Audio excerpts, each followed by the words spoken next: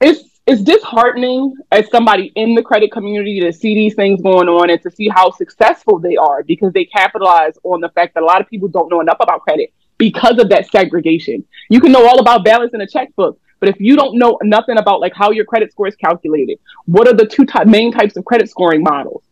What credit score is used when it's time for you to buy a house? What credit score is used for when it's time to buy a car? What credit score is Apple looking at when you apply for the Apple card? If you can't answer like basic questions like that, then you're not as financially savvy as you think.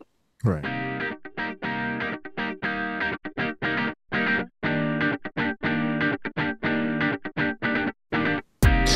Welcome everybody back to another exciting show of the About That Water podcast, where we help you build strong financial habits. And speaking of wonderful habits, we're going to be talking about credit, because that is one of the things that a lot of people have problems with.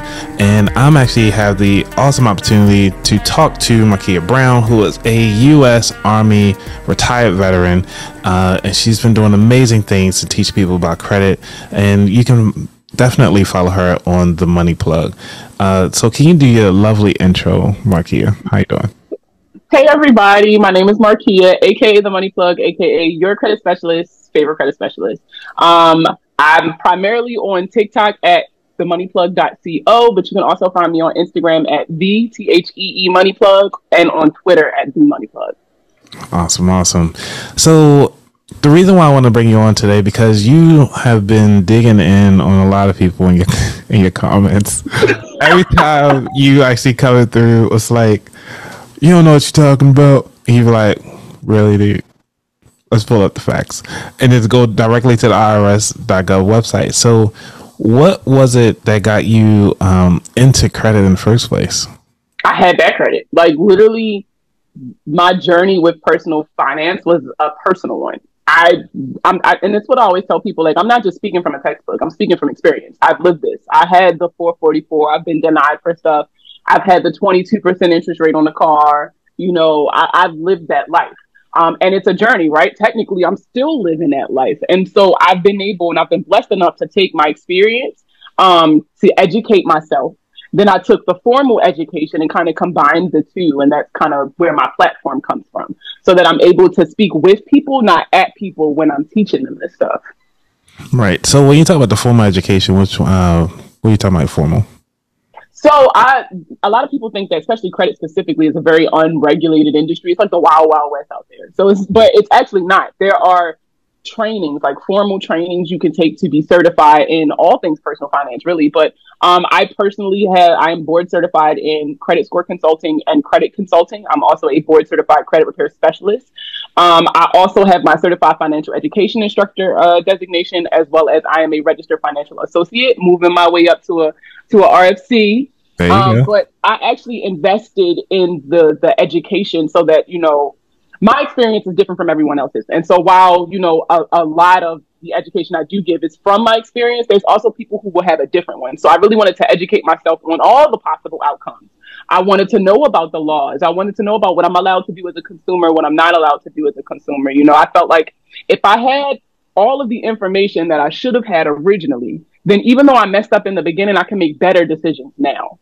And so then once I started learning all this stuff, I was like, what if everybody had this information? Yeah. And so that's when I started posting it everywhere, because a lot of people don't know about these trainings, don't know about the workshops, don't know about the classes. And so if I put it on social media, which is free, it's available to everybody, then at some point in time, I could come across your path and completely change the way you think about money and credit and stuff like that. So it's definitely been a journey, but it's also been a very personal one. Yeah, and I like that most of us, at least especially with people of color in this space, and especially for seeing more women, I'm noticing a lot of women are actually leaning into the personal financial space, even if it's not just to kind of educate each other, but more so the family household. And you move most of the time, people move at the speed of safety. And because of that, it's the education has to come first. So what was the first habit that you needed to break that got you out of the financial, as you could say, threshold that you were in? Honestly, I had to forgive myself. And that was the hardest part. Especially as a Black woman, there is an insane amount of pressure that our community puts on us, that society puts on us, and that we put on ourselves to be operating at the top level, top tier, number one, and the best saying the quote that I always use is from Scandal. And he said, you had to be twice as good to get half as much. And as a Black woman, I feel like that, especially as a Black woman who was in the military, that is a very raw experience. And so, when you do have these shortcomings, such as, my financial situation, one, I was too proud to ask for help because I felt like I should have already had it together. I found it hard to forgive myself because it was one of those, you should have known better. Like, you've heard people saying this all your life. Why didn't you listen? You saw your mother struggle. Why didn't you do better? Like, you just beat yourself up so bad.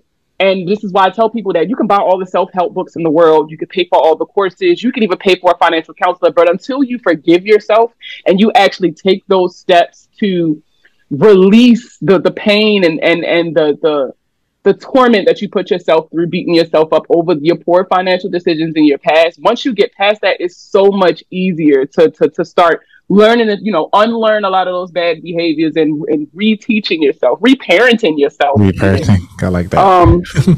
But, it's just forgiving yourself is literally the first step, but it's also the hardest step. So what was those habits that your parents instilled in you coming up with finances? Good ones or bad ones? That's true. You got a lot of bad ones. All right, let's go with the top two. Let's go with that. Okay, so I'll go with the good ones first. One thing that my mom taught me was the value of a strong work ethic. Not in the sense that I should be killing myself for a job, but in the sense that I have skills that are valuable and I need to use those skills to get what I need out of life.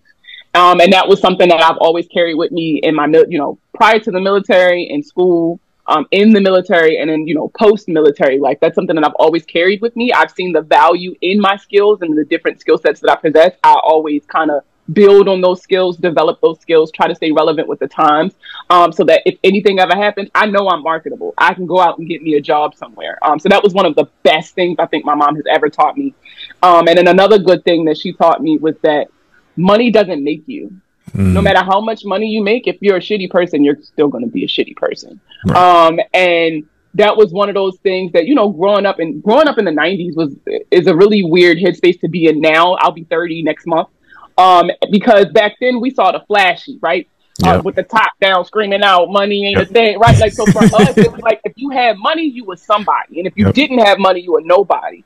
But one thing, and I love my mom so much, I hated it growing up being so sheltered, but having that sheltered experience allowed me to take people at their face value, not for what your net worth is, not for the things that you have or the places that you've been, but who are you really?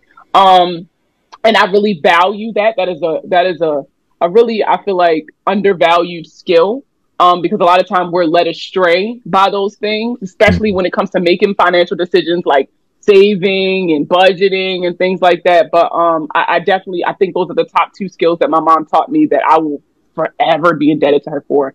Now the bad stuff. Well, hey. Bad stuff. Okay. One of the things that, and it wasn't, and I feel like, and I definitely want to, say something to my parents here, because I'm a parent, I have 5 kids.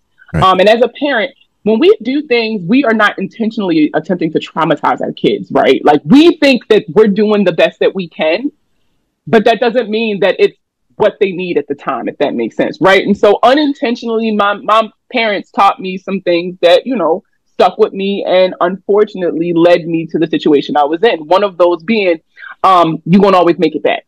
Don't worry about it. You won't always get it back. Like, so I'm so used to spending because I know that money's coming back to me, right? Because remember, I'm marketable. I know I can go out and get a job. I know I can go out and get a hustle. So I know I can go out and make a couple dollars. That's never been an issue for me. But it didn't teach me the value in budgeting that money that's coming in.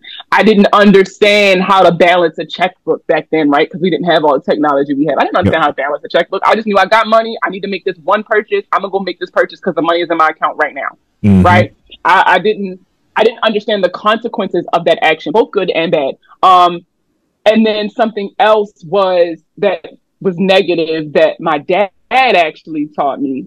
And it was, I guess you could say, I learned that what happens when you don't build on your skills, right?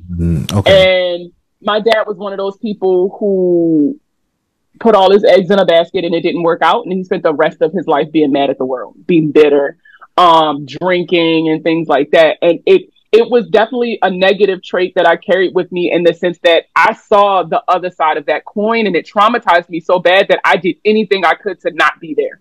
Right. Like, when I tell you I'm a workaholic, like, it don't matter if I'm working for myself as an entrepreneur or if I'm working for somebody else, I'm putting 1,000% in it. I'm talking, I'm up 2-3 o'clock in the morning studying. I'm paying for workshops. I'm going to conferences. I'm networking. I work myself to the bone because I'm terrified of turning out like my dad. And that's one of the questions that I actually ask a lot of people, is actually, what are you running away from?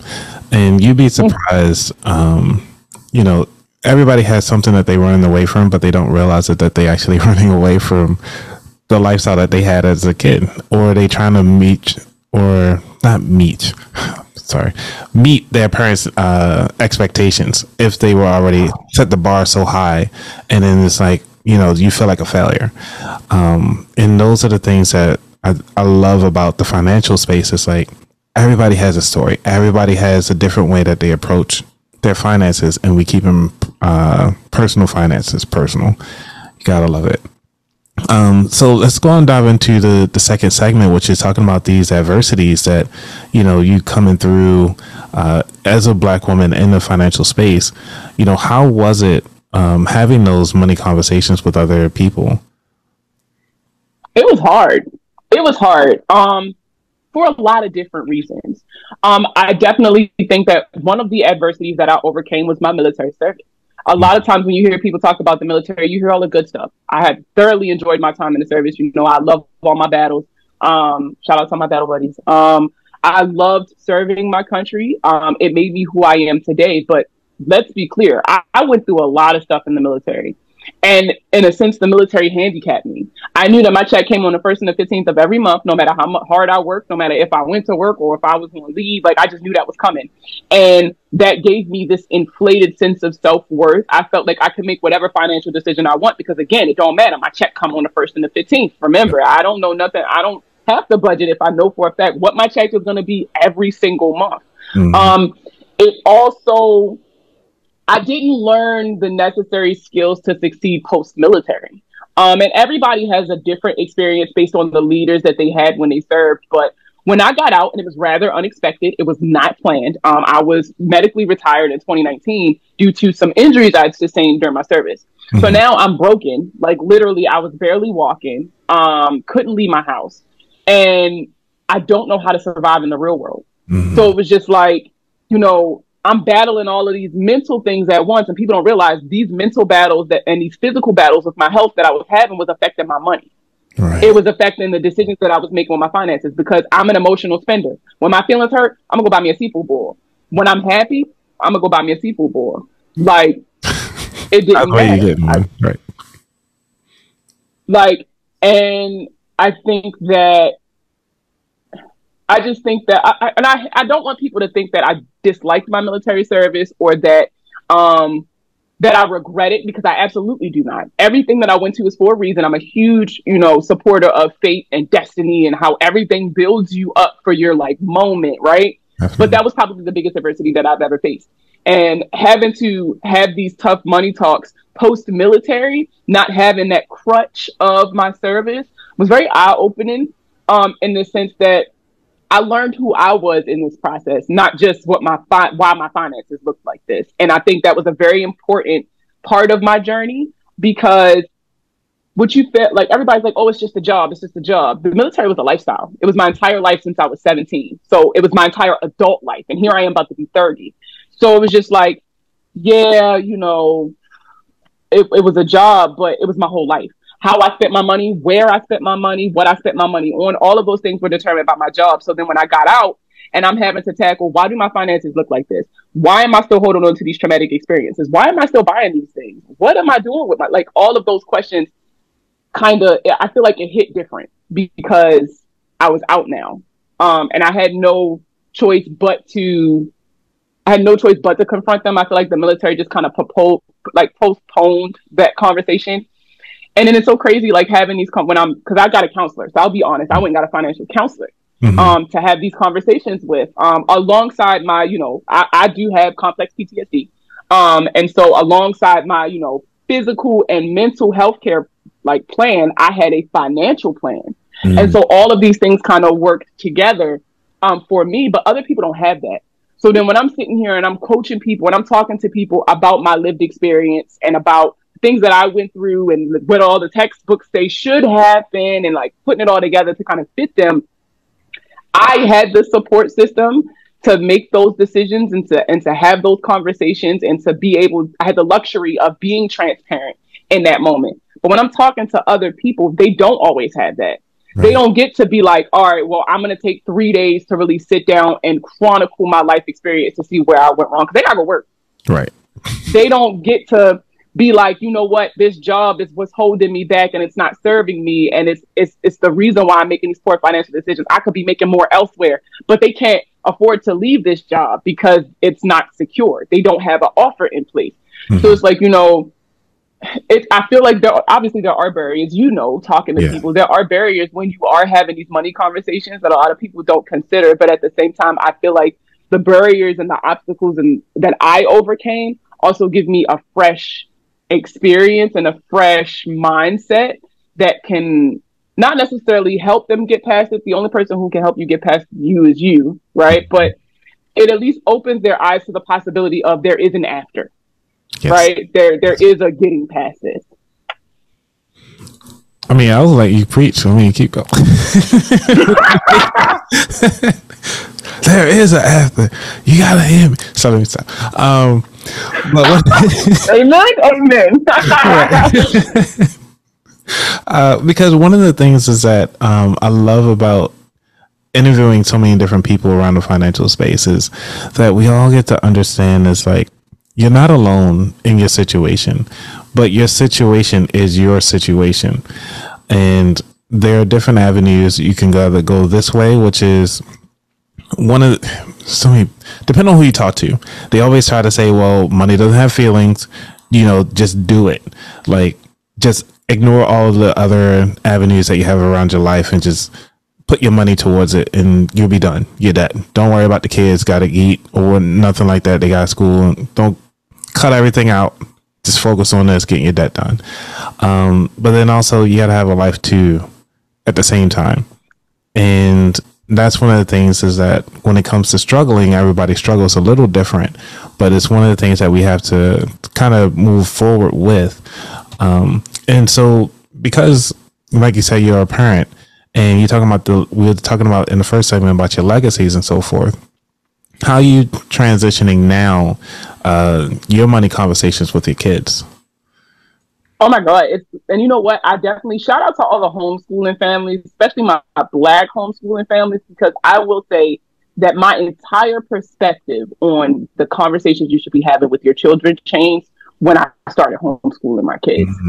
When I retired in 2019, I'll be honest in saying that I was not the best parent when I first started having kids. I had my first daughter after I turned 18, and the next one a year later, right? So like I was a young parent. I was married, but I was a young parent. And even in a 2-parent household, financially, we weren't straight. I was actually enduring financial abuse, physical abuse, and as my kids got older, I actually started to see how some of the stuff that I went through when they were younger affected them. And then when I got the opportunity to medically retire, this gave me all the time in the world, right? I went from having to take my kids to daycare from 5:30 in the morning to 6 o'clock at night. So now I'm home all day. So why don't y'all just come hang out with me, right? So my daughter was experiencing some issues with the school and them not being able to accommodate her. She is a mixture of 3 types of ADHD. And so I didn't want her to feel like a burden. And I'm one of those people who are like, you know what? I'll do it myself. I'm famous for saying that, y'all. Like, famous last words, y'all. I always be like, I'm going to do it myself. But I was serious. And so, like, I pulled my kids out of public school and we started homeschooling. It was super, super rough at first. Like, super rough, like that first 6 months, I would say, especially because that was right before COVID. We ended up moving to Europe in October of 2019, and they were already in COVID-like conditions. Right. Like, we couldn't go nowhere. We couldn't do nothing. There were assigned times we were going grocery shopping, hand washing stations outside of every single building in town, and you couldn't leave town at a certain time. Like, it was horrible, but it also forced us into close proximity to where I got to know my kids as individuals and not just as my children. Right. And because I had the time to do that, all the knowledge that I got from, you know, homeschooling and finding out the way that they learn and what benefits them, what they value, what they don't really pay attention to, what their priorities are and stuff like that, I've been able to tailor the money conversation to each kid. So like, whereas my oldest, I can motivate her with like, all right, well, you know, if you save your money, we can go to Sephora and we'll get you some makeup, right? Oh, like, you know, my second kid, she's a robotics junkie. She's my computer coder, my program software person. Like, so with her, it's like, all right, well, I'll pay for a year's subscription with this website so that you can keep coding, you know, but I'll only pay half. You got to come up with the other half. And so then we start talking about budgeting and saving and prioritizing your wants, so your needs over your wants. And, you know, we get to have those conversations based on the things that I've identified in each child.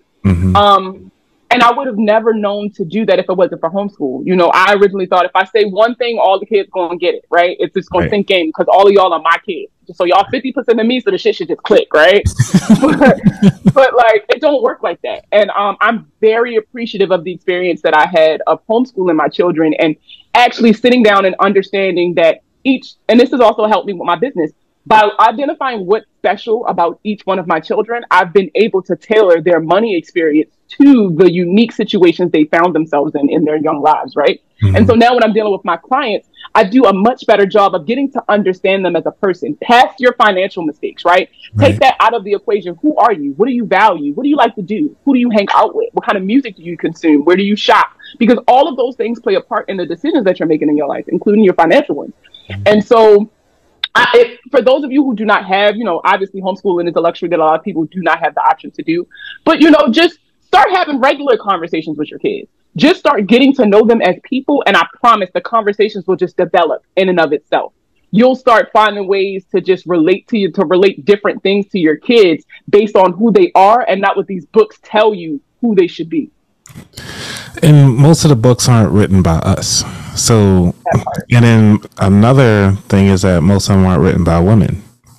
So the guys are usually, and the people that write the books are usually older, gray-haired, white guys. To put it blank. To put it lightly, right? Yeah, literally. But you know what? It's so crazy because, you know, especially when I first started. So when I first started getting into personal finance and really taking it to that next level of educating, I got a lot of side eyes. One, because I came in with my foot in the credit door. Even though, you know, I talk about personal finance, credit was my opening into the space. So people already looking at me with a side eye because everybody knows that industry is shady as hell. And then I'm black. So everybody already looking at me like, and I'm a woman. People really didn't want to hear what I had to say. And I have a history of poor financial decisions. People automatically disqualified me from certain conversations or excluded me from certain opportunities because of that.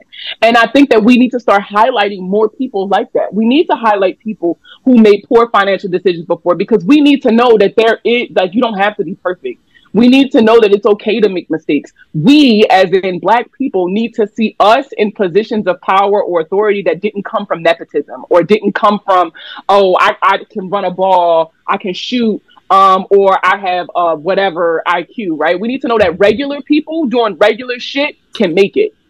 Yes. And I'm laughing because that is sad conversations that you have in the schools. It's like, you know, what do you want to be when you grow up? I want to be a basketball player.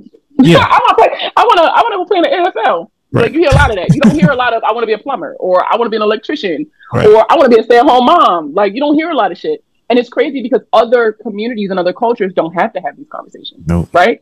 They don't have to talk about stuff like this. And I think that's where the finance community has been lacking. I think that for a long time, and, you know, shout out to them. I'm never here to bash anybody's platform, but for a long time, Dave Ramsey and Suze Orman and Robert Kiyosaki were the standard. But the problem with the standard is that it's not the only option out there. It's just the most popular one. And so for years, people have literally worked themselves into early graves trying to reach this pinnacle of success that they've idealized based off of the learnings of these people who aren't like us, who don't experience the same traumas that we experience, who don't face the same obstacles that we experience with the systemic oppression and things like that. Like, they don't have the same life we live. So how can we take, like, we can take pieces of the advice, I guess, but like, it's really hard for that information to apply to us because it was not created with us in mind. And so we need to start highlighting more people like you and you know, the budget nistas and the Rakim Sabris and the money talk with Tiffany, right? We need to start highlighting more people in our community, of the community, serving the community, because I think when, you know, it's representation matters, right? Like, we saw the Black Panther effect. That's what I call it, right? We saw the effect that seeing Chadwick Boseman on that screen did for young Black boys all over the world, not even necessarily just in America. So imagine that effect in personal finance. Just a regular person who was doing regular people shit, and all of a sudden they're elevated to the status, and they've documented their entire journey for us to follow. Their entire journey, not just the good parts, right? The whole thing. We need to start platforming those kinds of people. And I'm not saying deplatform the others. There's space for everyone. Yeah. But I definitely think that we need to start championing our own people who have similar situations to us, so that we can relate more to the content, so that we can retain more of the content, and so that we can actually invoke change. Totally agree. And like you said, the only thing that I say, me personally, that I pull from most of the other people that we talked about, I guess you could say the older white males, is that the facts, like, this is the only thing I can take away from it. But as far as like, hey, you know, take this money, invest when you're 25 and so forth like that, like, yo, where I'm getting the money from? So, like, my mouth can't even put food on the table. Like, I always make the joke, like, whenever I go to Starbucks, I always get on my Instagram story and be like, don't tell Dave Ramsey, because you know, if you're not rich, you can't go to Starbucks. Like, right. like that brings up the whole, you know, do poor people deserve nice things conversations, and that's also something that other cultures don't necessarily have to have, right? That's conversations they don't have to talk about, but we need to. Yeah. And that's not in Dave Ramsey's book. Do poor people deserve luxury? That's a good question. Because most of the personal finances spots talk about people. Huh? They're going to tell you no. They're going to tell you no. Absolutely not. Yeah. If you are not rich, if you do not have all of your affairs in order, you do not deserve nice things. You don't deserve a vacation. But why? You want to be happy? What? You want to be happy. Because if you think about it, like, they don't talk about vacations. I have yet to see any personal finance books talk about vacations. Like, hey, you know, enjoy your money while you're alive. It's mostly about, you know, building these structures and stuff like that to experience later when you're 65, when you're really too tired to use the money. And it's so funny because then they always trap, and our community fall for it every time. They always use buzzwords to trap us into those mindsets, right? Like, break the generational curses, right? And build generational wealth, which are actual things, right? But they've monetized these phrases and like worn them down into the ground, like financial literacy. I swear if I hear that again, I'm fine. But it's just like, they've worn down these phrases that actually meant something to us. They saw how much it meant to us and they jumped on it, right? And that has further pushed us to, you know, to the extremes that a lot of us live at. The vast majority of those that live at or below the poverty line are Black. Right. But a lot of those people have Dave Ramsey on their bookshelf. Suze Orman, they passing out those books at the church. For free, yeah. Which is crazy. And you wonder why it's not working. It's a wishful mindset, which catches us every time. Because like, oh, this is what the rich do. Like, you know, they drive these cars, they doing all these things, but you don't see them in the luxury codes. But yet we force fed that in through the media and so forth. That's going to turn to a whole nother topic. I feel like my mind is rolling right now. It's like, I feel like we on Twitter Spaces. You know how we get when we get on there if Rakim is not monitoring us. Right. You only got 2 minutes, champ. Like, yo, let's go. Oh my gosh. But yeah, I want to get back to your story and everything like that about the credit side of the house, because granted, you know, we all know, or we heard about it, that we can use it for, you know, buying a house. We can use it for buying a car. We can use it for the consumable things. what else can we really use the money for or our credit for?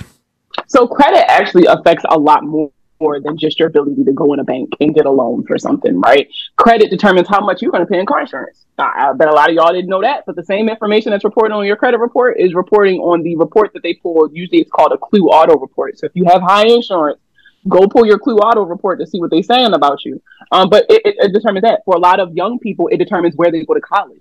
Because if you or your parent has bad credit and you're trying to get these student loans, you can't afford to go to a 4-year university and afford those student loans. You know, for a lot of people, it determines where you live, right? Because if your credit is bad, you can't move here.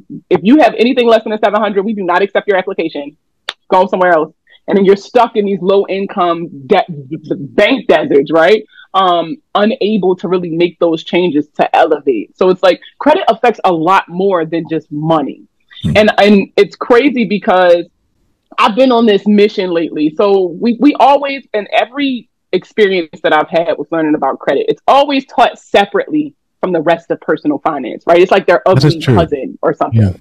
Yeah. And the fact of the matter is, you can't have one without the other. You cannot have good finances without having good credit. And you cannot have good credit without having those strategies that have good finances, right? They need to be taught together. And that was one of the things that, and that's why I've been, you know, for those of you who don't know, I'm pursuing to become an AFC. So I'm an AFC candidate currently. I'm an accredited financial counselor. So I'm shooting. We need to start combining these. We need to start teaching people that it's not one or the other. It's both or it's nothing. Because if you can't manage $10, I'm not about to give you a $10,000 card with a credit limit, a $10,000 credit limit, right? I can't even expect you to take care of that. How you gonna take care of this? If you're not paying your bills on time, like your rent and your phone and things like that, how can I expect you to pay your car loan or your mortgage? You get what I'm saying? So it's like, I hate that these things are taught separately. So I've been really pushing to teach them together because it is personal finance. Even though it can feel a little overwhelming sometimes learning about it, it is very exhausting because it changes so often. And a lot of people, we've expressed how the goalpost moves every so often, right? For what's considered good credit or good credit practices, right? So, you know, but they need to be taught together. They got to stop being taught separate because it's still personal finance, no matter how you use money to pay your bill, right? Yep. Anything you use money for technically could be seen as personal finance. True. And so we really need to start having that conversation about how this is a part of your money journey. So stop excluding it. So many people focus on, well, I'm budgeting, I'm saving, I'm investing, but my credit's terrible. But then you're not, then that's not, then we're not, you get what I'm saying? Like, it's just, I hate that people try to segregate it, or they feel like if they don't pay attention to their credit, it doesn't matter because they bought their car with cash. They bought their house with cash, so they don't feel like they need credit. But it's so much more important than that. And especially for those of you who want to become entrepreneurs, when you first get started, you think you're not about to be a personal guarantor for your business. You think they're not about to put you on the hook personally for any expenses that your business incurs, even if they don't ask for it up front. There's something called piercing the veil when it comes to being an entrepreneur. And if you don't pay your debts, then that company can petition the court to pierce the veil, the corporate veil, to see who is behind this business and pursue that person for any funds that your business racked up. And so it's really important to have your affairs in order. But it's just like so many people are just so focused on hitting a lick, running a play, having all these credit cards, 10, 15, 20 credit cards, and not using them or using them for dumb stuff, getting cash out the machine and then taking it's just a mess. What they call really money arbitrage or something like that. Yes. Oh my God. Yes. And it's just, it's disheartening as somebody in the credit community to see these things going on and to see how successful they are because they capitalize on the fact that a lot of people don't know enough about credit because of that segregation. You can know all about balance in a checkbook, but if you don't know nothing about like how your credit score is calculated, what are the two main types of credit scoring models? What credit score is used when it's time for you to buy a house? What credit score is used for when it's time to buy a car? What credit score is Apple looking at when you apply for the Apple card? If you can't answer like basic questions like that, then you're not as financially savvy as you think. Right. And I was actually answering in my head while you're going through. I was like, oh yeah, I know this one. Crazy that one. A lot of people just don't know that because they're not taught that. They're taught the importance of budgeting and pay your bills on time and stuff like that. But nobody really breaks down credit when they teach personal finance. And so my journey, right? My legacy that I want to leave behind is making that connection, right? Showing people that you need both in order to properly, in order to provide the best experience, the most valuable experience, you have to teach both. It's no longer one or the other. And I'm hoping that other personal finance educators and creators kind of listen to this and get this, so that we can start making that change. Because it doesn't matter how much money we're making if we're not making good decisions with our credit. Definitely. Oh man, yeah, we got to probably have just a straight credit talk on the next one when you come back, because I mean, I talked about credit. I talked about how to build credit, using your credit score, using the points, and then also leaving your points as a legacy. So for when you pass, how you can actually pass on your points instead of them going back to the creditor that you took so much time to build up and so forth. But yeah, we gotta do that. So for the third segment, because we're going to talk about these features here, as we were tapping into them, what are those skills or habits that you feel that will take you to the next level? Well, like I said, right now I'm studying to be an accredited financial counselor, man, and I think that's going to completely elevate the game for me, right? I'm one of those people who do not have a college degree. I'm not necessarily, it's not because I didn't have the opportunity. I'll be 1,000% honest. I've been in and out of college since 2012.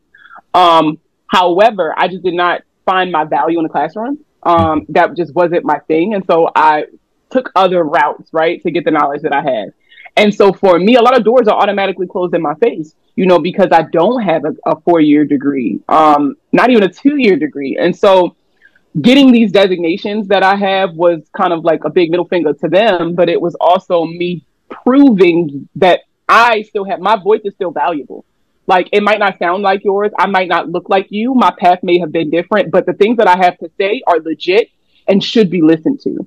And I think once I have that AFC, that's going to make my voice just a little bit louder, for me. And it's also going to allow me to really walk in my true purpose towards educating people, towards, providing that best experience, and to connect with people. Because again, I'm a regular person who did regular people shit.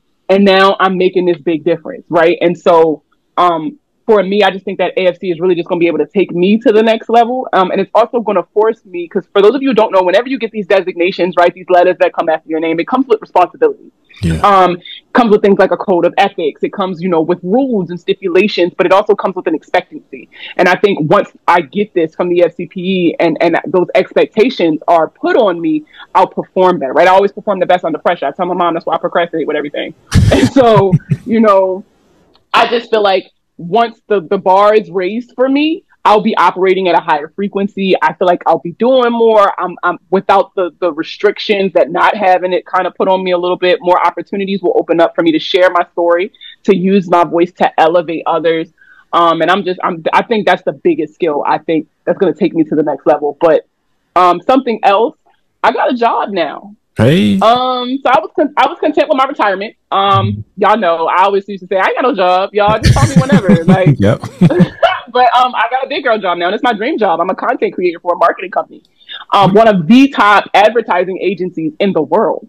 And they found me. I didn't even apply for this job. They found me. Wow. So that was even cooler, right? Yeah, so like, I have a job now. I love it, and this experience is a completely different experience for me. And I tell my coworkers all the time, this is my first big girl job. Post-military, like, the military is all I've ever known. Right. Outside of like McDonald's, I worked there for a little bit. I worked in Amazon for a little bit. I did some contractor work for a little bit, but this is my first like career style like job, right? Post-military. And so the things that I'm learning about navigating corporate culture, and especially as it's a different kind of culture, right? Because normally when we talk about corporate culture, we talk about the suit and ties, working up, at the World Trade Center and stuff like that. My office, they wear what they want. Dogs are allowed at the office. Like, they did yoga the other day. Like, probably 2 days ago, they had a yoga session in the middle of work.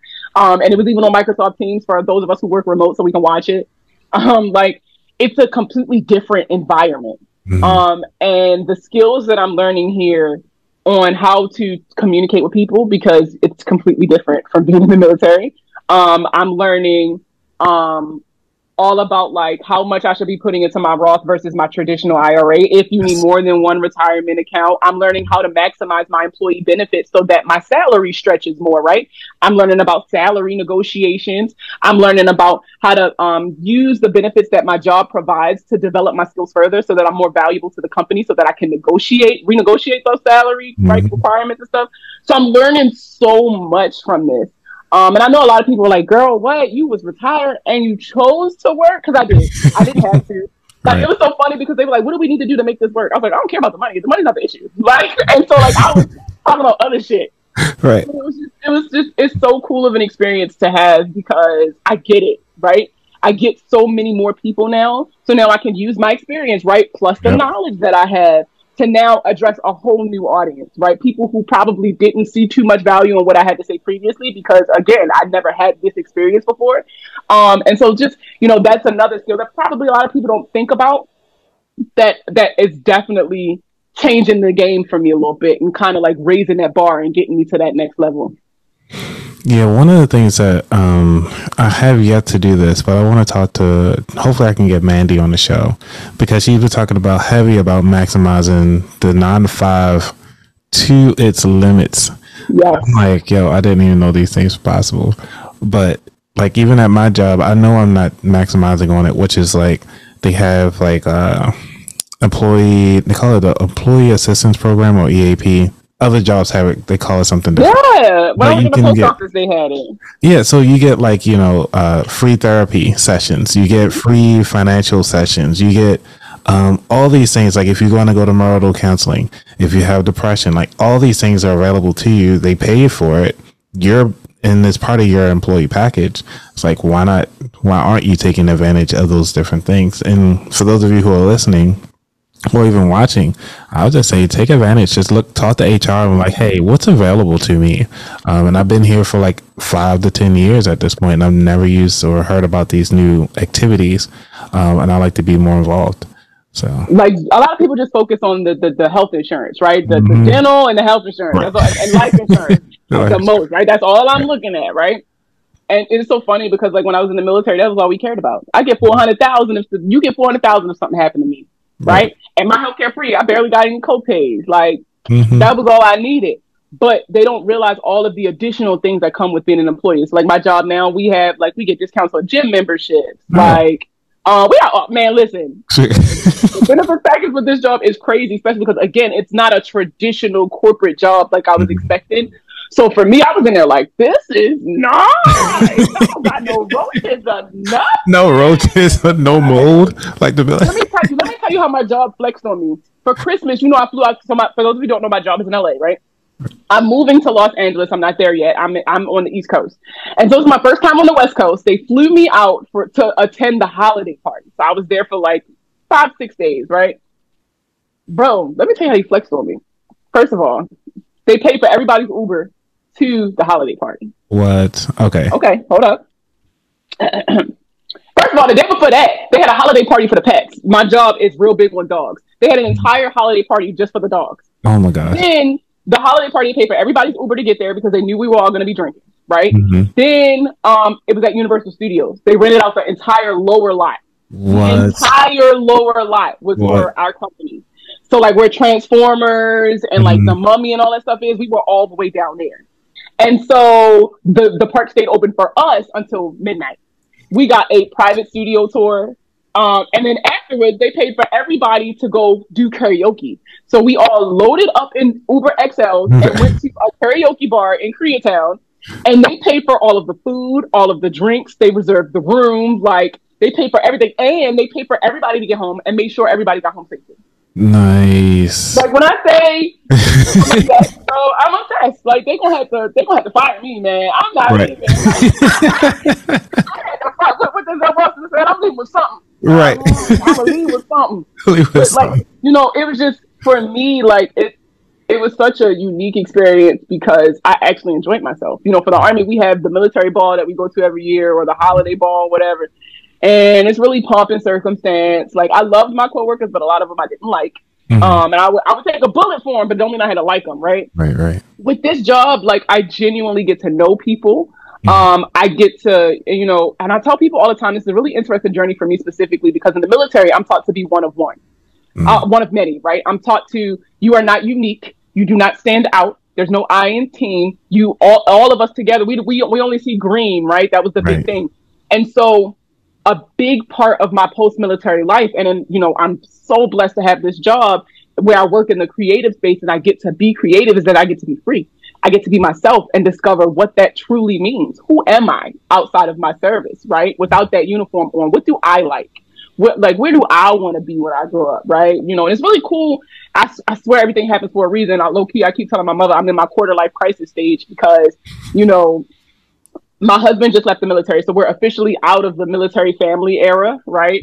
And so it's a huge change for us. I turned 30 next month. I'm retired military. I got my first big girl job. So there's all these big changes and things that's happening right now. And it's really, and I've been trying to document it as much as possible because it's really interesting to see all the change and things that's happening with my mindset that's also being reflected in my money. Like, for example, yesterday, I posted on my social media, I did an interview back in November with Credit Sesame. It was like 11 money questions that financial coaches ask people that we typically don't answer, right? So like they was asking me like how much I pay in rent, how much is my car payment, how much do I have in savings and stuff like that. And this was like post an emergency. So like my savings was only like $5,000 at the time. I was like people gonna read this and be like, damn, you broke, right? That's what I thought when I was reading it.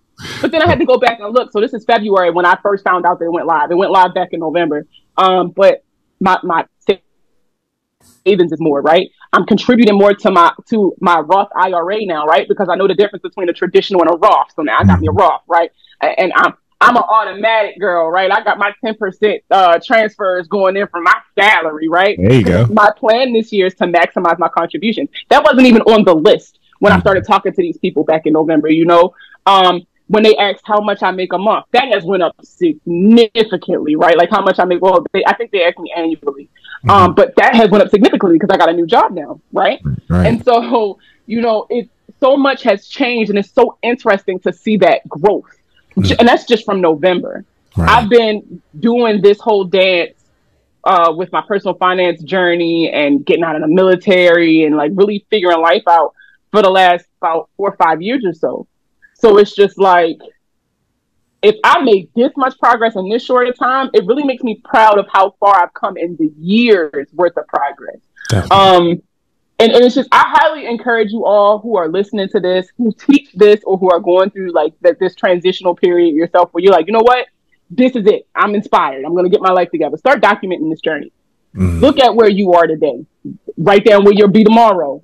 A year from now, go back and look at it to see how far you've come. I have something called a win jar. It's downstairs right now, but every time something good happens to me, doesn't matter how big or small, I write it on a piece of paper and I put it in this jar. And on those days when I'm having like a really shitty day, when I just can't keep it together mentally because I do battle complex PTSD, I pull something out that jar.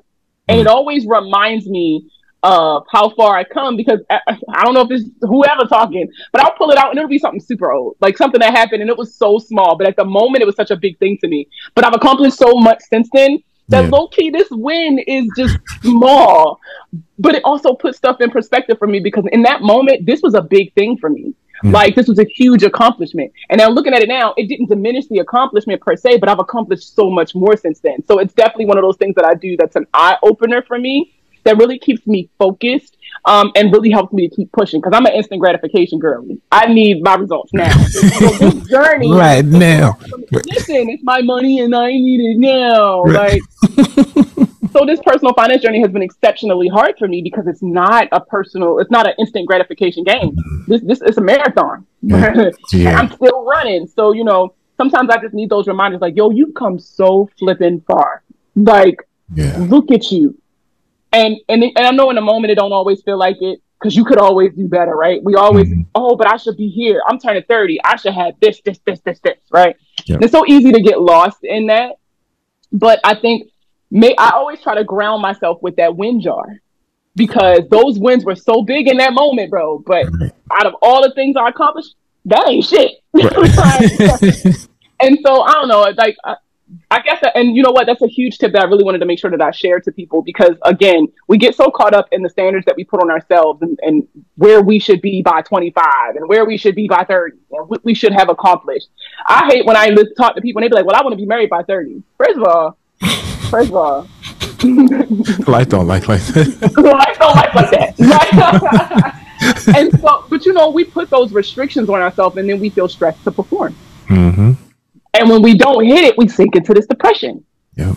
And in that depression, it's like it comes in waves, right? Because it's never linear. It comes in waves. So we feel like we're getting better, and then, oh shit, I'm 32 and I still don't have that.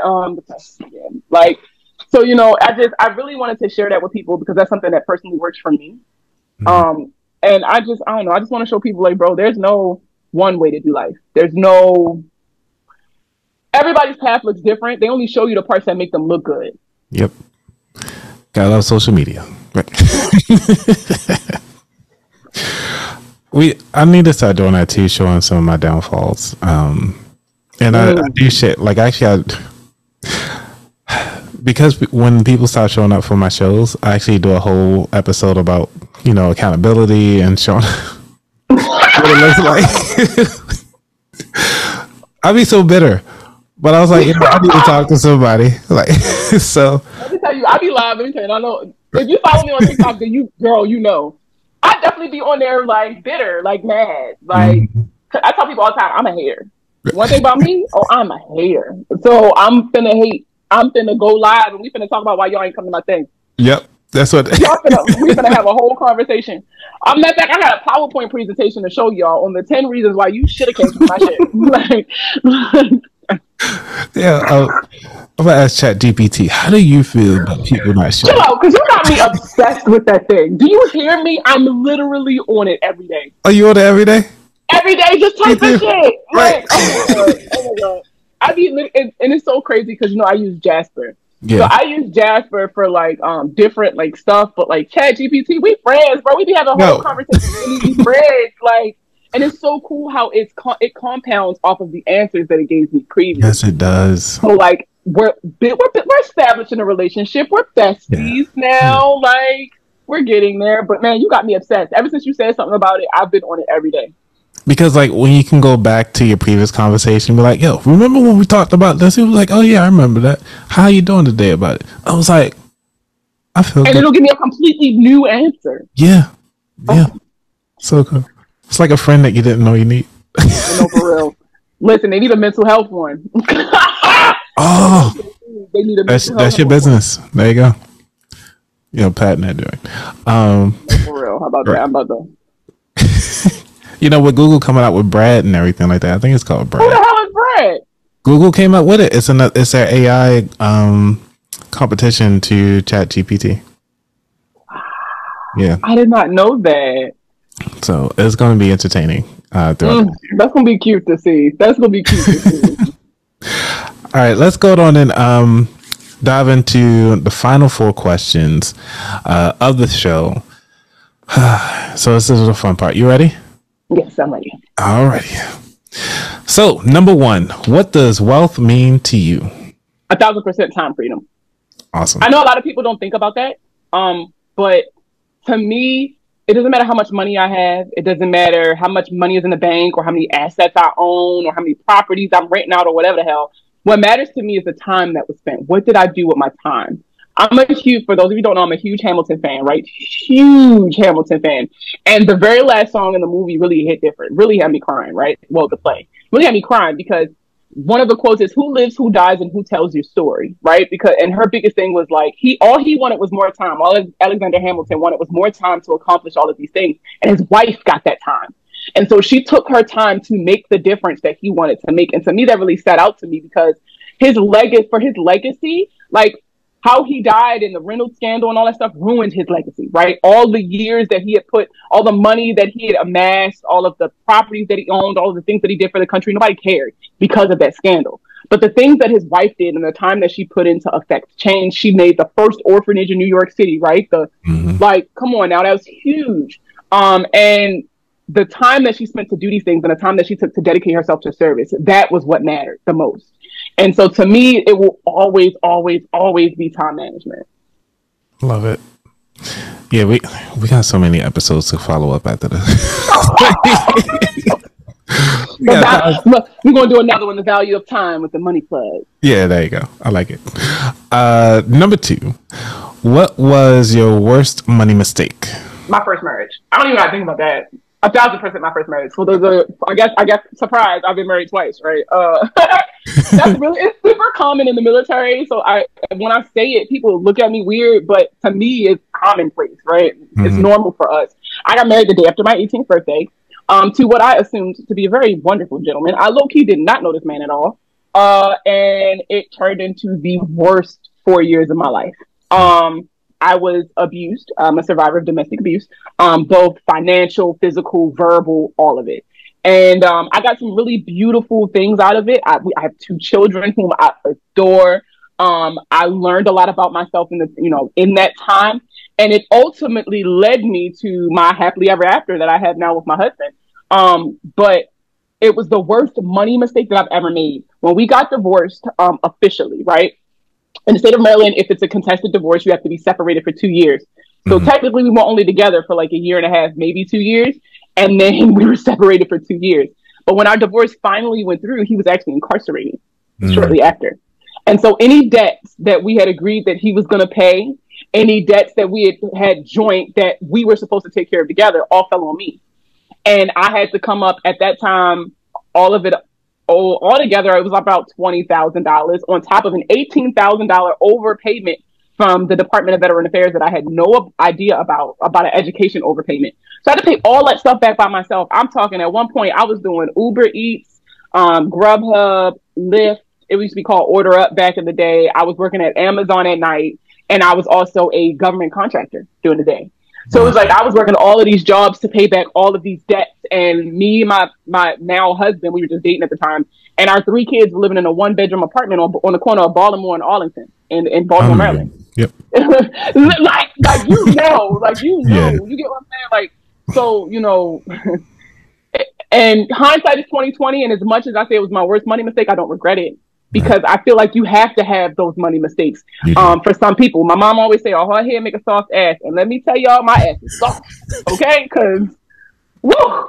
But I needed that to shape who I am now. I needed to learn that lesson the hard way, so that I could use the experience of that and the things that came from that to teach people a different path. And so it was please be careful who y'all marry. And I know y'all be so in love and they so cute and all this other stuff. But there's so much that goes into a decision like that a lot of young people aren't taking into account before they say I do. So please be better than me, bro. Don't do what I did. Got you. Number 3, what is your favorite financial or non-financial book? Oh, can I give you one of each? Sure, we'll go for it. This is a hard one. Okay. I'm going to say that I got 2 favorite money books, and it's for 2 different reasons. So my first one is definitely Get Good with Money by Tiffany J. It's like I said, representation matters. Listen, you going to pull yours out? Yeah, I got you. Listen, listen, it's something about seeing this black face on this book. Yeah. Like that's, first of all, that was what made me pick it up. I've always been a Budgetnista fan, but this is what made me pick it up was her face, right? She looked like me. Right. Good. And I was a fan of hers previously. I was in like her Dreamcatchers Facebook group and stuff like that. But like this really, it opened up so many doors for me, not even just as a like regular person reading in a book, but as a financial professional, right? Yeah. It showed me that the sky is truly the limit with what she's been able to accomplish with this. Like the lives that she's changed, literally 10 easiest steps, 10 steps that we all know, but it was how she put together the story. And it was how she got us to connect to the story through shared experiences. She went through a divorce. She's always talked about that, getting remarried and, all of the lessons that she learned from her past that helped shape her future. Like, it just spoke to me in a way that really had me connect with this book. And so because I connected with the book so much, I was able to actually use the tips. I was actually able to retain a lot of the information. So this is hands down one of the best books I've read financially. Now, my second favorite book, It's too far away. It's called Twice as Hard by Kimberly Jones. And I think, let me a sec, can reach it. I can reach it. Yeah, I don't have that one. So it's called Twice as Hard, Navigating Black Stereotypes and Creating Space for Success. And it talks about, oh no, this is the wrong one. Fuck. I'm sorry, this was the wrong book. I guess my second favorite book is Twice as Hard by Opeyemi Sofaluke. Dang, but I really wanted to show you that one too. There's another book. Okay. There's another book. Because I actually looked at her. I looked at her interview actually, and her story was inspirational. And I commented to the guy that interviewed her, and he was like, "You need to get the book." And I was like, "You know about Kimberly Jones? Here it is. It's called How Can We Win?" Okay. That's my.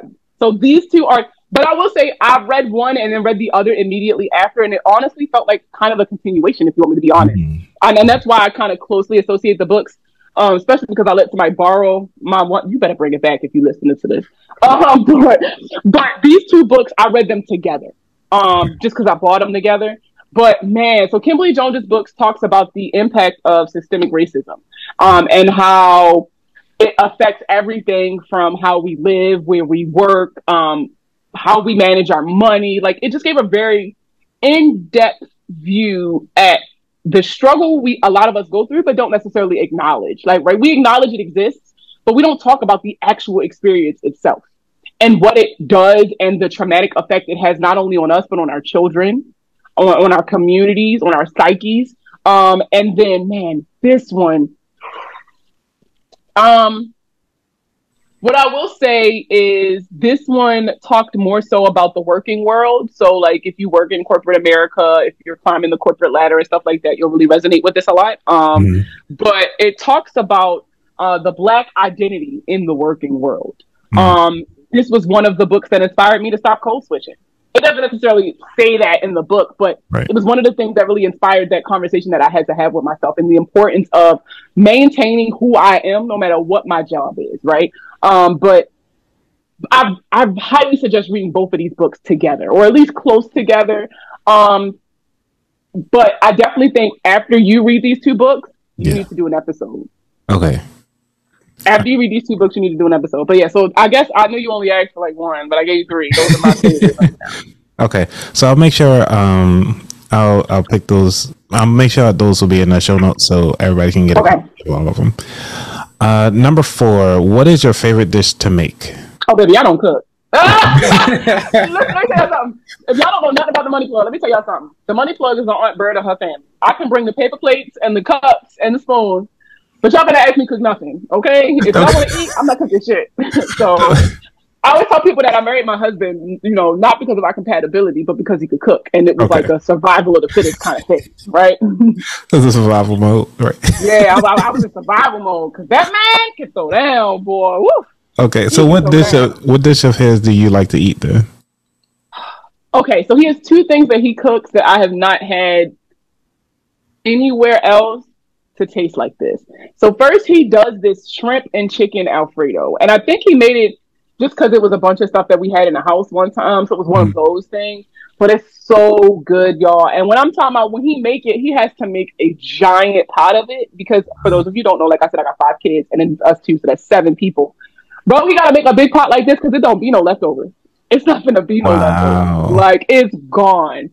And then he makes this chicken salad, like the kind you put on crackers, not like a salad. Oh my God. When I tell you I can go through an entire, listen, he just made something the other day. And I went through an entire box of club crackers eating that damn chicken salad. Like, I'm telling you, unmatched. My husband is the GOAT in the kitchen, especially compared to me. Okay. Right. You're like, look, I'm out of lettuce. What you I'll bring the Pepsi. I'll bring the Pepsi. Right. We still gotta get you processed. What's your favorite dish to make? You can. I do. One of my it's a couple of dishes. So one of the things that I learned how to make, which was corn soup, because when I went to Trinidad and Tobago, they were serving us that before Mass. And it was like 2:00 in the morning. I was like, what the heck everybody's in line for? And he was like, oh, they give out corn soup. And I was like, what the heck is this? And I got my cup because, you know, everybody cold is early in the morning. You get your cup in a foam cup, and they just got this big old cauldron and just the ladle and everything, just giving it to everybody. And I was like, this thing is amazing. And I couldn't believe the dumplings in there. I was like, oh, so good. So like I got home and you looked up a recipe. Yeah, I looked that bad boy up. I was like, all right, cool, I can make this. But it's hard to find the right pumpkins because they don't use the same pumpkins. So I have to go to the international market to get the type pumpkins that they use, or squash, really the same thing, to make it. But yeah, that's one of my favorite dishes to make. I haven't made it in a long time. And then the other dish that I really enjoy making is carrot souffle. So, really? Yeah, it's really wow. Okay, see, now you make me want to step my game. You know what? I guess something you can add to what you ask people on the show is like, what's one thing that, you know, you think you can work with, that you'll start working on after, you know, the show or whatever? Because for me, you know what I'm going to do? I'm going to go get me a cookbook and I'm going to try one recipe and then I'm going to come back and I'm going to tell you how this goes.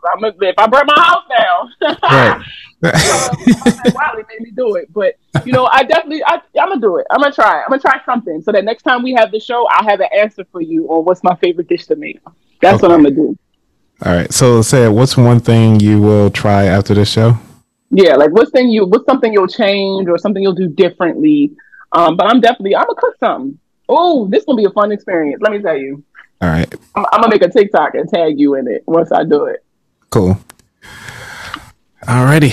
Well, the very last question of the show, which is, where could people find out more about you? Everywhere. I'm everywhere y'all are. Let me tell you, I'm on Pinterest, I'm on Twitter and Instagram and YouTube at THEE Money Plug, right? The Money Plug. I'm on Facebook at Markia B, aka the Money Plug. I'm on Twitch actually as THEE Money Plug. For those of y'all who got Hogwarts Legacy, holla at your girl, okay? Because I'm on PS5. My username is at THEE Money Plug. What's up? I do hand out L's in Call of Duty too if you want it. And we can talk about credit while we do it. It's nothing. What else? And I'm actually, you know, I'm super, super excited about this, but I booked my first conference. I'll be speaking at Mil Money Con, so Military Money Con, in April. So if you in Tennessee or close to Tennessee at the end of April, holla at your girl. I love to eat. She not cooking. She not cooking. I'm not gonna cook, but I'll come eat.